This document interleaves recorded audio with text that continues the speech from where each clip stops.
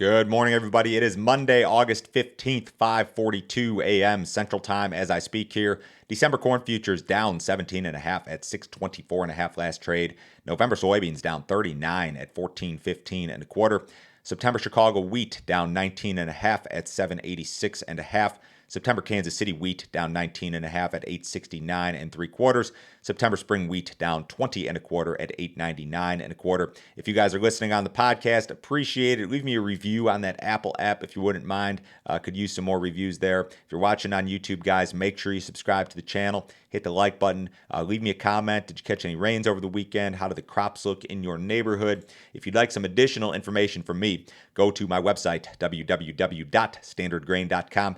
Check out my premium subscription service today. I send my premium subscribers a ton of information direct from me every single business day. Morning email goes out about 5:30 a.m. Central. In that email, you'll see every overnight headline you need to be aware of, charts, graphics, lots of weather info, especially this time of year. My daily subscriber-only videos are part of this deal. Of course, I talked about the USDA report on Friday, and on report day for me, you get the data very, very timely. I send out kind of like the headline items via text, usually within 90 seconds of the release, and then I've got a video blasted out usually within 20 minutes. If you guys are interested in this sort of content, sign up today. $50 a month, cancel at any time. No other fee, no other obligation. Nobody will try to sell you anything else, I promise. Let's get into this USDA report. I'm not going to run through everything, but I'm going to run through the highlights and some of the surprises. I think the biggest surprise is probably the soybean yield estimate.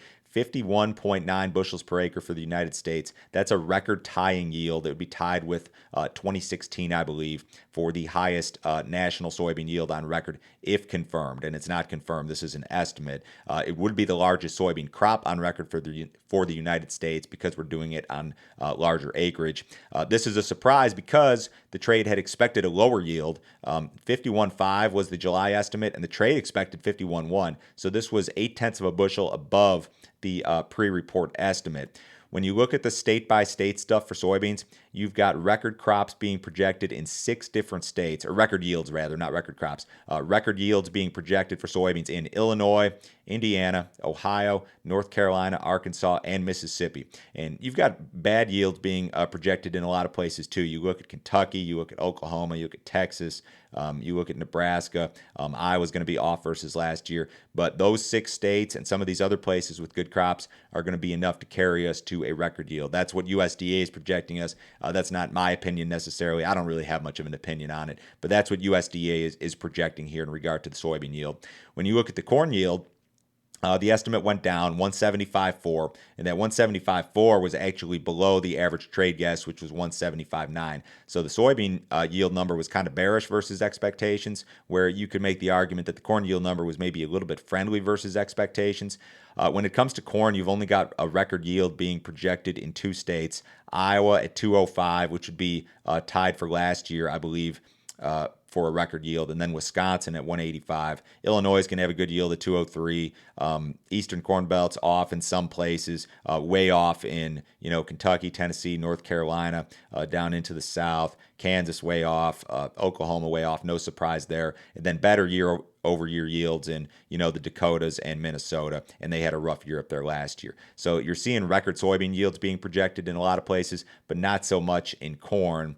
In some of the other things that I thought were noteworthy, the European Union corn crop estimate came down. They went down to 60 million metric tons from 68 in July. That's a number that probably needs to come down a little bit further. Your old crop U.S. corn and soybean carryout estimates increased due to reduced demand estimates. USDA increased its Ukrainian corn production estimate up to 30 million metric tons from 25 in July. That's still way down from 42 last year, but a little bit more optimism regarding Ukraine. They did that resurvey of acreage in North Dakota, Minnesota, and South Dakota, and there were no material changes. I mean, some people thought that we were going to lose like millions of acres. Total U.S. corn acreage down 100,000 versus June 30th. Soybean acreage down 300,000 versus June 30th following that resurvey. So no real shocker there. So the report was a mixed bag. I don't think there was anything overly bullish or overly bearish. Certainly some things that were surprising. I think that soybean yield number probably the most surprising thing when you look at it big picture here. Large money managers hold or held their largest net short in the SRW wheat market since February. So you got to go back pre-invasion to the last time funds were short this sort of amount in terms of SRW wheat. They were short 24,000 contracts as of last Tuesday's close. So we're right back to normal, I guess, in regard to the wheat market and the way that the funds are positioned, despite all the stuff coming out of Ukraine and the invasion and all of that. The market's reverted lower. The funds are short again. It's like we're back to, a pre-invasion type situation when it comes to the markets and large money managers. Funds added length in the corn market. They added, 17,000 contracts of corn in the week ending last Tuesday and 2,000 contracts of soybeans in the week ending last Tuesday. So these are modest net long positions in corn, 135 in corn, 102,000 in soybeans. Those are not like extreme net longs, and this is more of a modest net short in the SRW wheat market. So not any big extremes in terms of fund positioning here. You got some rains moving over, say, like the northern part of Nebraska, and there's scattered stuff all over Nebraska this morning, and then the southern part of South Dakota this morning. This looks like a decent system. If you guys have any rainfall totals for me, if you're in those areas, let me know. This thing should move into part of Iowa and then down into like Missouri. I don't think it's going to catch much of Illinois here. Over the next 7 days, you're going to see, again, this thing's going to move into Iowa, Missouri. It's not going to get into much of the eastern Corn Belt the way that the forecast looks. You've got kind of a separate deal here over the south that's going to catch a lot of the states in the southeast. But Illinois mostly dry over the next week. Indiana mostly dry. Ohio mostly dry. Iowa's going to do all right depending on the location. Minnesota, kind of a mixed bag. North Dakota, South Dakota, Nebraska, mostly dry here next 7 days. Maybe some stuff for the southern plains. You look at the 6 to 10 and you're looking below normal in terms of temperatures for a lot of areas. Precipitation, a mixed bag. Wetter in the southern, half of the Corn Belt, I guess. Northern plains, northwest part of the Corn Belt, maybe below normal precipitation. 8 to 14 is kind of similar in regard to weather.